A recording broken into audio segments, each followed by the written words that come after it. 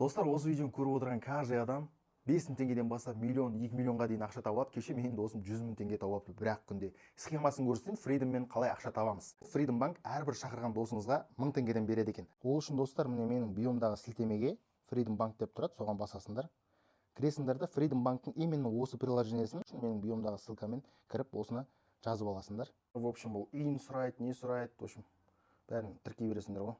Сұраған нәрсесінің бәрін толтырғаннан кейін міне картамыз ашылып жатыр. Сәл ұзақтау ашылуы мүмкін, күте тұрамыз, ештен кетпейді. Міне суперкарт деп картамыз ашылды.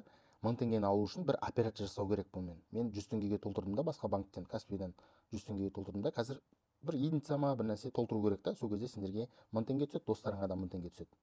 Бір платеж жасап картаны активировать еткеннен кейін ары қарай достарымызды шақыра беруге болады. Міне ссылкасы тұр, чаттарға, WhatsApp чаттарға осы ссылканы копировать етіп жіберсеңіздер, әрбір шақырған достарыңа мына жерде 1000 теңгеден келіп отырады. Кэшбэк примерно 3 күнге дейін түсуі мүмкін. Қазір ұзақ болып жатыр, сондықтан істеп көріңдер, тек қана условиясын дұрыс орындасаңдар болды. Обязательно платеж единица анау-мынау толтырып жасау керек шақырған досыңыз. Өзіңіз де соны істеуіңіз керек. Мен ссылкамен кіріп.